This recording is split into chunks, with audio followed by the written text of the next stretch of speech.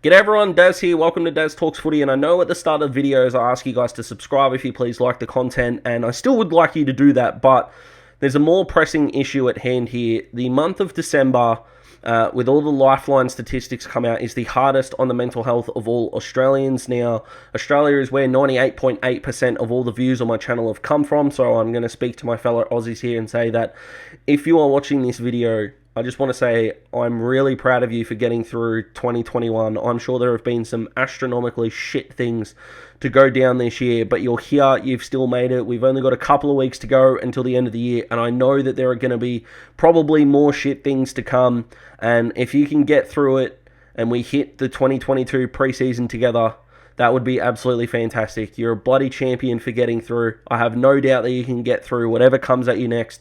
And 2022 is going to be the year of everyone that is watching this video. You are all fantastic people. If you do need someone to reach out to, not only am I available, but I'm going to leave the contact information for all of the LifeLine and the online therapists that I know, because everyone needs to talk about if they're going through a hard time at the moment. All that stuff will be in the description. Whether you're a teenager, a young adult, or an adult, it doesn't matter. We all might need help with something, so check those out and let's reveal the team. Let's get stuck straight into it. Jake the Snake Lloyd, I mean, he picks himself. He's been, the best SuperCoach defender in the last 2 or 3 years now, so slot straight in there. Tommy Stewart, I think picks himself because he can mark the ball really, really well, which is good for SuperCoach. Takes a lot of kickouts and uses the ball extremely well and still finds it a lot.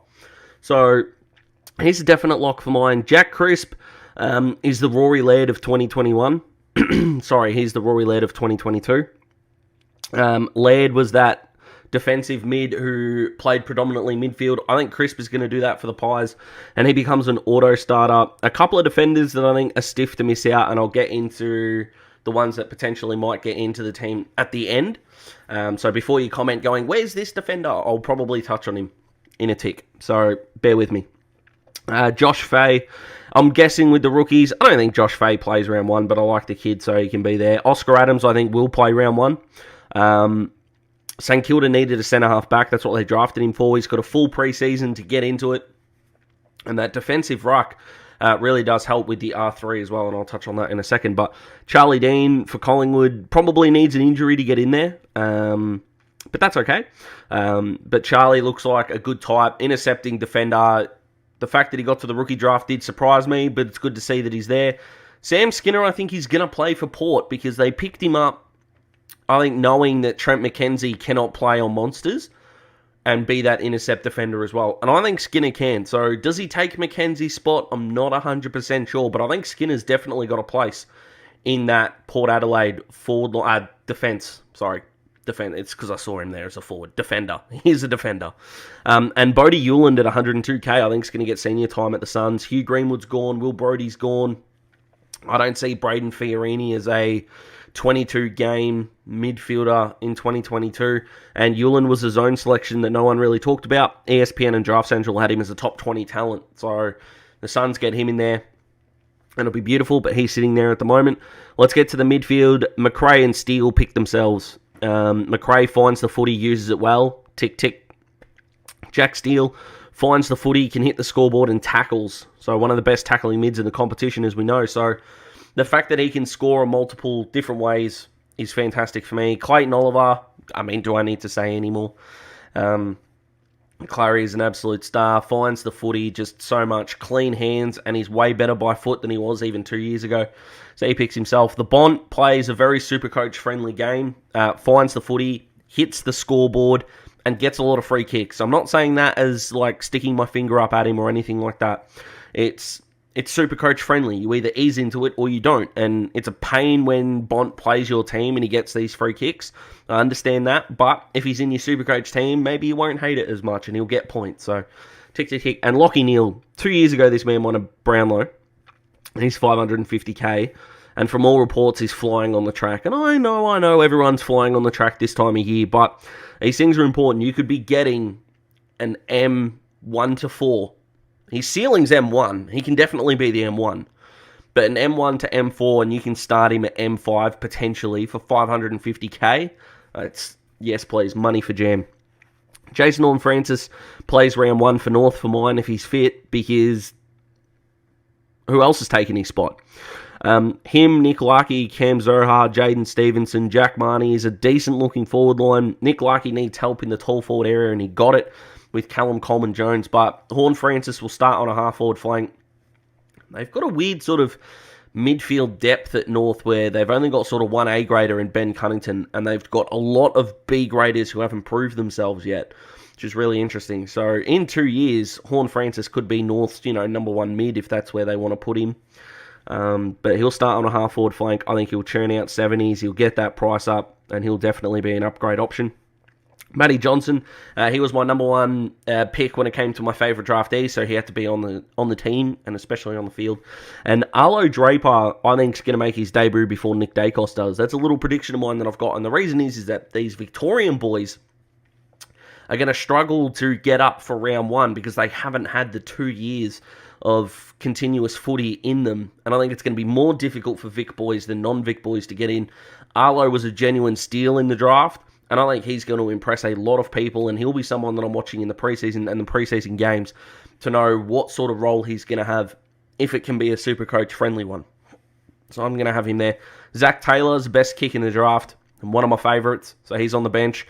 Mitch Nevitt, I don't think he's going to play round one. I could probably get another midfielder in there, but he was one of my top 5 in my top 5 videos, so I got to respect the man there. And Matty Roberts, who Sydney love their rookies, and we love Sydney rookies unless it's Will Gould, and depending on your level of SuperCoach fandom, you'll understand that reference, but I think Matty Roberts can play, and all he'll need is an injury in that midfield, and I think he's definitely one that can step in. Braden Campbell looks like he's going to halfback, which is where he should play. Errol Gordon looks like the beautiful half-forward flanker, like a Zach Butters type, where everyone keeps saying he should be playing more midfield time.